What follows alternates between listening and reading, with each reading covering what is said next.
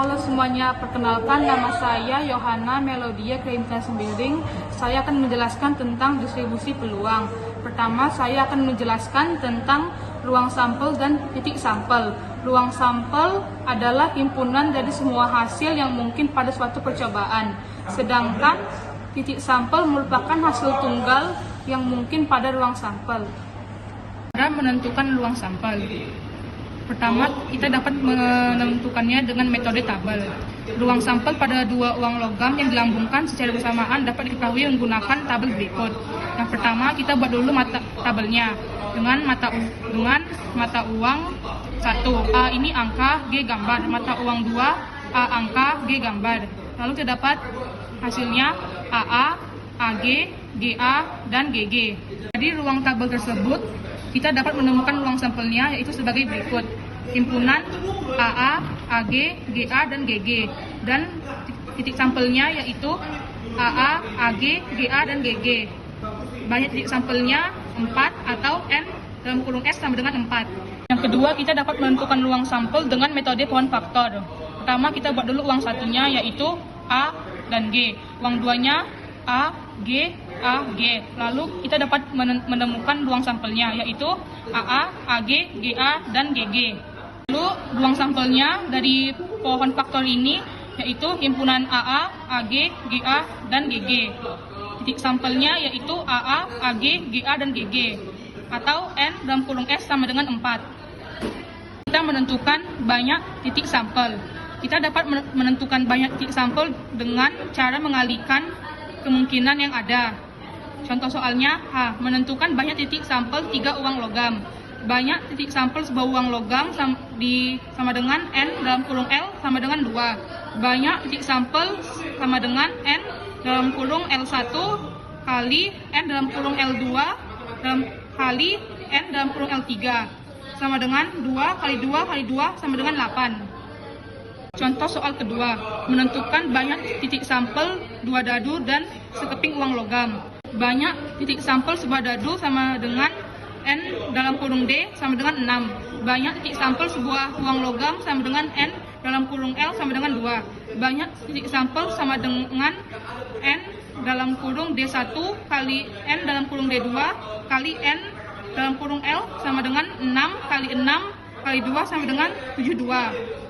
Perkenalkan, nama saya Lengji Saputra. Saya akan menjelaskan nomor 4, yaitu peluang kejadian.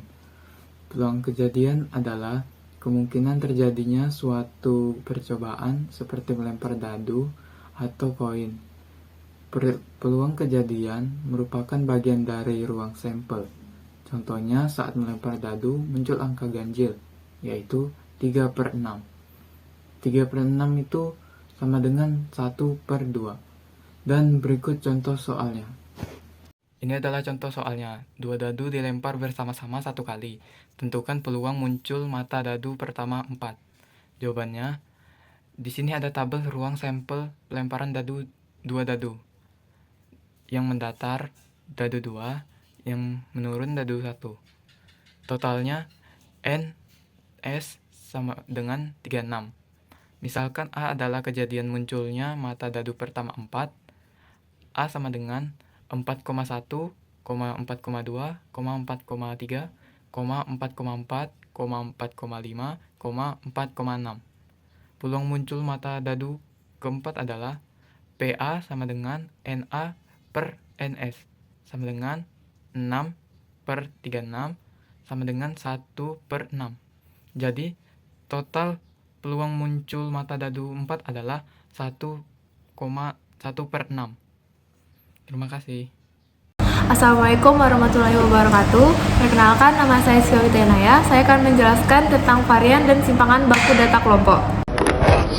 Simpangan baku, rumusnya yaitu S sama dengan akar kuadrat K sigma I sama dengan 1 FI dalam kurung X1 dikurang X plus dalam kurung pangkat 2 per K sigma I sama dengan 1 FI, atau bisa juga dengan rumus S sama dengan akar kuadrat K sigma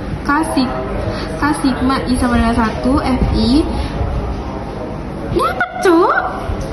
Lalu dari penjelasan materi yang tadi, ada contoh soal yang berisikan tabel seperti ini. itu kita membuat tabel seperti ini. F ini tuh frekuensi dari 5 sampai 18, yaitu 9. Dan seperti selanjutnya. Lalu kita menjumlahkan seluruh frekuensi dengan totalnya 37. Ini X ini tuh nilai tengah. Lalu langkah selanjutnya itu kita menentukan titik tengah atau XI untuk setiap interval. Rumus menentukan titik tengah itu XI sama dengan batas bawah ditambah batas atas per 2. Contohnya itu untuk interval kelas 5 sampai 18 yaitu 5 ditambah 18 per 2 sama dengan 11,5. Sama juga dengan interval kelas 19 sampai 32 yaitu 19 tambah 32 per 2 sama dengan 25,5 dan seterusnya. Lalu kita menentukan rumus varian data berkelompok. Rumus varian data berkelompok itu S pangkat 2 sama dengan sigma FI dalam kurung XI dikurang X per dalam tutup kurung pangkat 2 per sigma FI. Seperti tabel tadi, S pangkat 2 sama dengan 14.323,89 per 37 sama dengan 387,13. Lalu kita hitung simpanan baku. Rumus hitung simpanan baku ini S sama dengan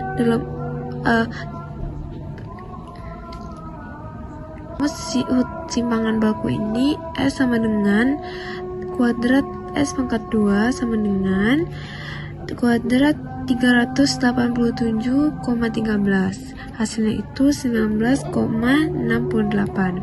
Jadi kesimpulannya varian itu hasilnya 387,13 dan simpangan baku hasilnya 19,68.